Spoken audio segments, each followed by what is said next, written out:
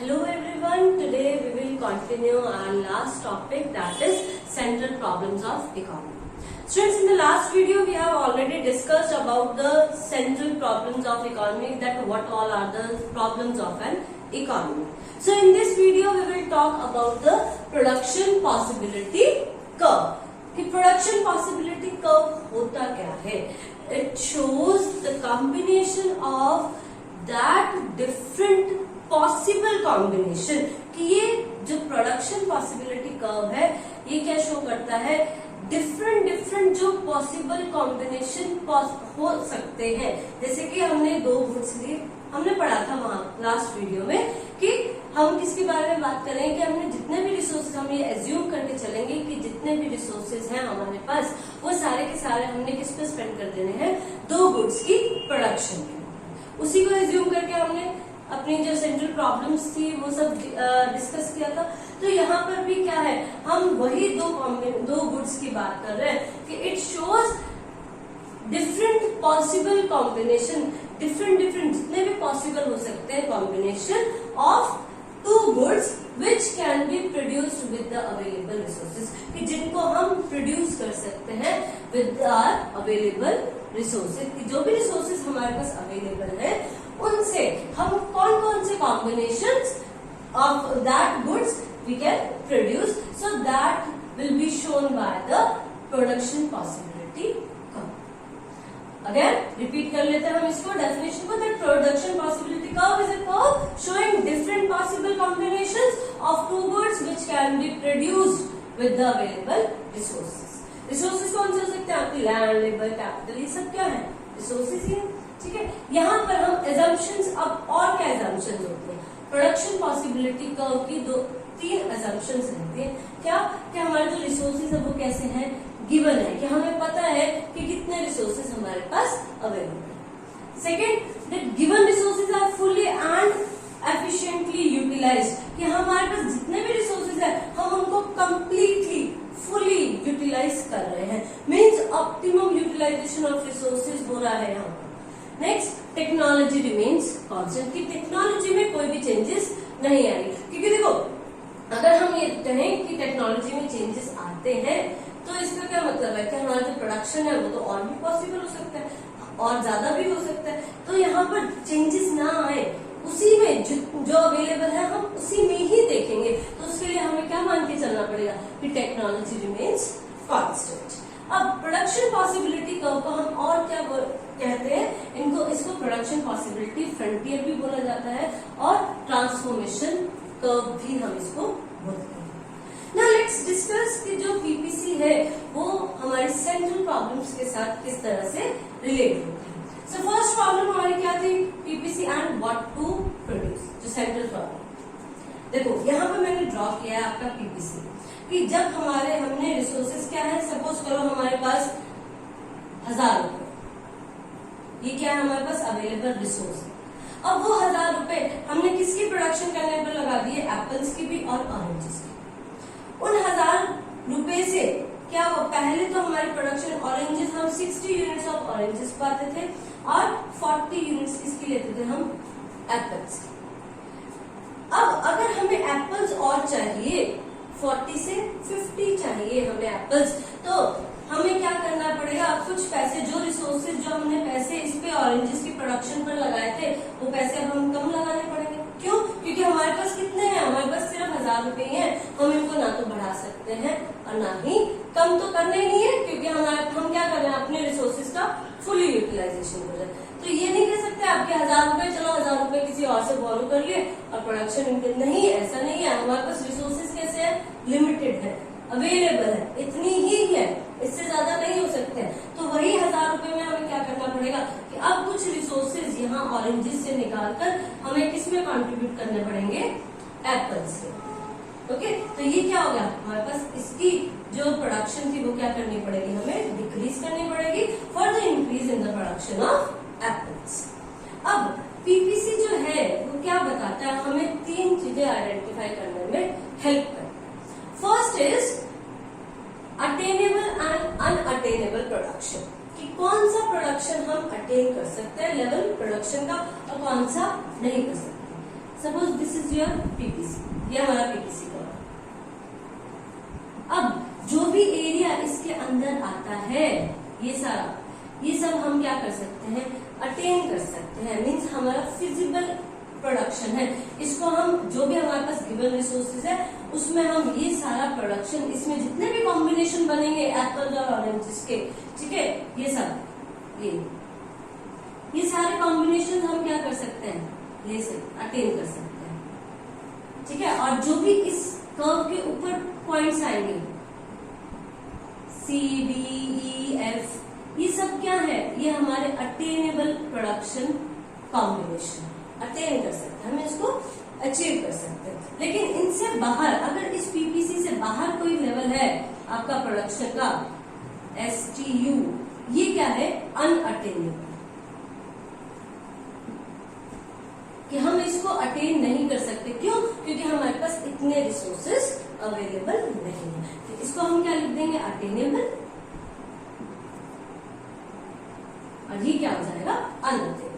So PPC helps to identify the attainable production area and the unattainable production. Second क्या वो identify करता है हमारे पास, कि हमारा एक्चुअल और हमारा पोटेंशियल प्रोडक्शन कितना हो सकता है।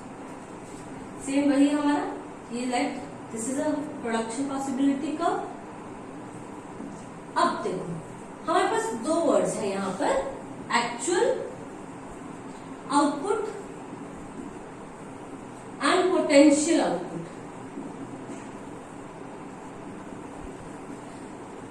अब पोटेंशियल आउटपुट क्या है, पोटेंशियल मीन्स कि हमारी कितनी कैपेसिटी है, ठीक है।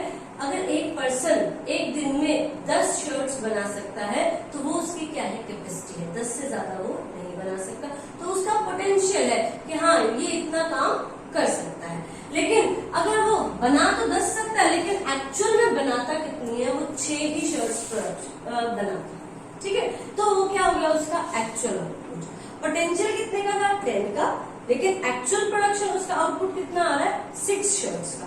तो यहाँ पर आएगा हम एक्चुअल आउटपुट। तो ये जो एरिया है जो इसके अंदर की साइड आता है पीपीसी कर्व के, दैट इज एक्चुअल, जहां पर एक्चुअल क्या है, लेस देन है पोटेंशियल। पोटेंशियल यहाँ पर क्या है कि हम ये वाले जो पॉइंट्स हैं, ये सारे पॉइंट्स क्या है कि हमारा एक्चुअल में आउटपुट हम कितना कर रहे हैं, इतना कर रहे हैं, ठीक है। लेकिन हम कर कितना सकते हैं, हमारी प्रोडक्शन कैपेसिटी कितनी है, वो शो करता है ये पीपीसी, कि हम अपने अवेलेबल रिसोर्सेज से ये सारे कॉम्बिनेशन अचीव कर सकते हैं, ये सारे करने का हमारे पास पोटेंशियल है, हमारी जो आउटपुट कैपेसिटी है वो इतनी है, लेकिन एक्चुअल में हम क्या कर रहे हैं, इसके अंदर वाला एरिया। तो जब अंदर वाला एरिया हम रिप्रेजेंट करेंगे वहां पर क्या होगा, एक्चुअल आपका लेस देन होगा पोटेंशियल पे। और लेकिन जब इस कर्व की बात करेंगे तो इस कर्व पे जो भी पॉइंट्स होंगे वहां पर आपका एक्चुअल जो है वो पोटेंशियल के इक्वल, पोटेंशियल के इक्वल होगा, ठीक है। और इससे बाहर का एरिया क्या है, ये तो हमारी कैपेसिटी ही नहीं है, ठीक है, हम कर नहीं सकते, पोटेंशियल ही नहीं है, तो उसकी बात ही है। तो सेकंड क्या था कि आइडेंटिफाई क्या करता है, हमें बताता है कि हमारा एक्चुअल, हमारा प्रोडक्शन आउटपुट कितना हो रहा है और हमारा पोटेंशियल कितना है। थर्ड थिंग क्या बताता है, वो अपॉर्चुनिटी कॉस्ट के बारे में बताता है। देखो इसी में समझते हैं, अपॉर्चुनिटी कॉस्ट क्या है कि हमें इन एप्पल्स को सिलेक्ट कर लिया मैंने, ये जो पॉइंट है ये EF है, और अब देखो मुझे क्या करना है, इस EF को गेन करने के लिए, EF क्या है मेरा, गेन, और लॉस क्या है मेरा, DE, ठीक है। ये जो DE, क्योंकि मैंने तो इतना लॉस हो रहा है, और ये जो है लॉस, और ये क्या है हमारा गेन। तो अपॉर्चुनिटी कॉस्ट क्या होता है कि इस गेन को पाने के लिए मैंने कितनी कॉस्ट का सेक्रीफाइस किया, लॉस किया, ठीक है, उसको बोलते हैं अपॉर्चुनिटी कॉस्ट। तो हमें प्रोडक्शन पॉसिबिलिटी किसके बारे में भी बताता है, अपॉर्चुनिटी कॉस्ट के बारे में भी हमें बताता है, ठीक है। ये था हमारा फर्स्ट, कि जब पीपीसी और फर्स्ट जो हमारी सेंट्रल प्रॉब्लम है वो कैसे रिलेट करती है, व्हाट टू प्रोड्यूस, कि हम क्या प्रोड्यूस करें। पीपीसी हमें बताएगा कि अगर हमारे पास जितने भी अवेलेबल रिसोर्सेज है उससे अगर हमें एप्पल्स का प्रोडक्शन ज्यादा करना है तो ऑब्वियसली हमें क्या करना पड़ेगा, जो रिसोर्सेज है ऑरेंजेस से निकालकर एप्पल्स में लगाने पड़ेंगे। और अगर ऑरेंजेस का ज्यादा प्रोडक्शन हम चाहते हैं तो हमें रिसोर्सेज एप्पल से निकालकर ऑरेंजेस में लगाने। क्लियर? नेक्स्ट हमारा जो सेंट्रल प्रॉब्लम है वो है how to produce.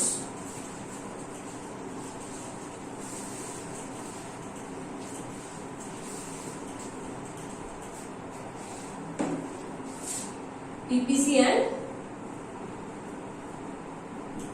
Second, how to produce, कि हम किस तरह से प्रोडक्शन करें, पीपीसी हमें कैसे बताएगा, कैसे हेल्प करेगा। ये हमारा है पीपीसी का, ठीक है। अब हम कहते हैं कि अगर हमारी इकोनॉमी में जो प्रोडक्शन लेवल था वो ए बी था पहले, यानी कि जब हम कन्वेंशनल टेक्निक यूज कर रहे थे, मीन्स पुराने टेक्निक यूज कर रहे थे, या आप कह सकते हो कि लेबर, हमने देखो कल की वीडियो में हमने ये देखा था कि हाउ टू प्रोड्यूस के अंदर 2 तरह की टेक्निक्स होती है हमारे पास। नहीं देखा तो पिछले वाली वीडियो देख लो, अच्छे से क्लियर हो जाएगा कि 2 टेक्निक्स है, कैपिटल इंटेंसिव और लेबर इंटेंसिव। कैपिटल इंटेंसिव में हम मशीनरी का ज्यादा यूज करते हैं, लेबर इंटेंसिव में हम लेबर्स का ज्यादा यूज करते हैं। तो जब हम लेबर्स का ज्यादा यूज कर रहे हैं तो हमारा पीपीसी कर्व क्या होगा, ये है। लेकिन जैसे ही हम शिफ्ट कर गए कैपिटल इंटेंसिव टेक्निक की तरफ, यानी कि मॉडर्न टेक्निक की तरफ, तो कैपिटल इंटेंसिव टेक्निक क्या हेल्प करती है, हमारा आउटपुट ज्यादा कर देती है as compared to labour intensive technique. तो हमारा जो कैपिटल इंटेंसिव टेक्निक जब हम यूज करेंगे तो हमारा पीपीसी क्या होगा, ये वाला सी।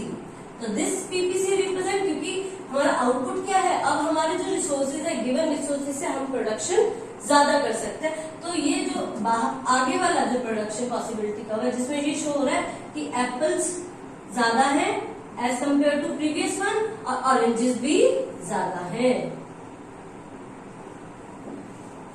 When we are using modern technique, और इसमें कौन सी यूज कर रहे हैं, कन्वेंशनल टेक्निक, पुरानी हम यूज कर। नेक्स्ट हमारे जो सेंट्रल प्रॉब्लम है वो क्या थी, पहली क्या थी, what to produce, how to produce, and then for whom to produce.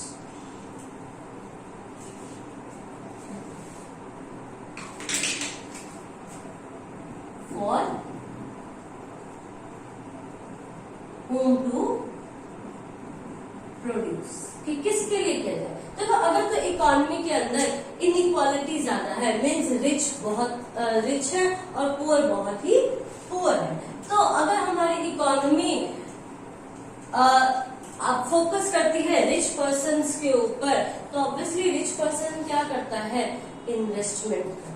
देखो बच्चों एक चीज हमेशा ध्यान रखना, जो पुअर पर्सन है वो बहुत ही कम, या आप कह सकते हो नेग्लिजिबल, हम कह सकते हैं कि इन्वेस्टमेंट करता है। क्योंकि जो पुअर है वो तो जितना कमा रहा है उतना ही वो कंज्यूम कर लेता है, खा लेता है, तो उसके पास सेविंग के लिए कुछ बचता ही नहीं है ना।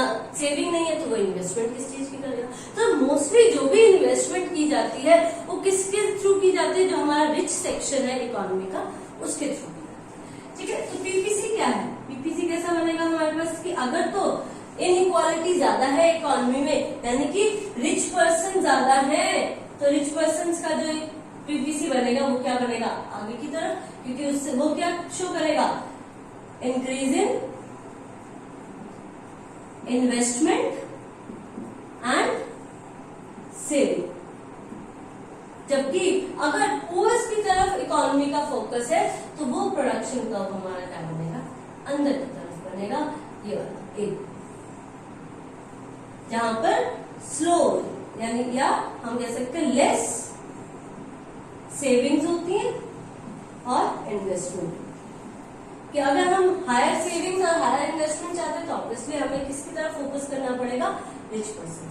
या आप ये भी कह सकते हो कि अगर रिच पर्सन की तरफ ज्यादा फोकस है इकोनॉमी का, तो हमारा प्रोडक्शन पॉसिबिलिटी कर्व में जो प्रोडक्शन लेवल रहता है, जो आउटपुट रहता है वो ज्यादा रहता है, और अगर पुअर्स की तरफ है तो वो क्या रहता है, कम रहता है।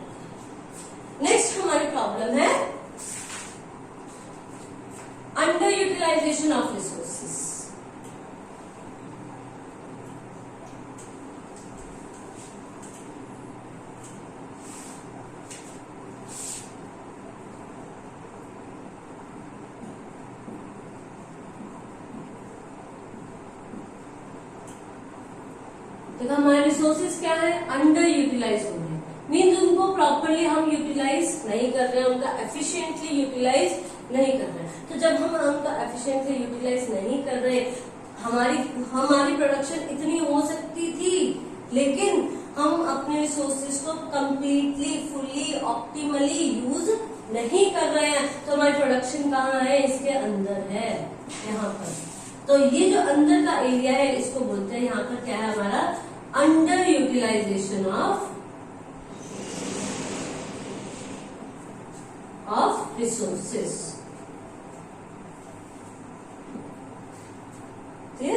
नेक्स्ट हमारी जो प्रॉब्लम थी, ग्रोथ ऑफ रिसोर्सेस।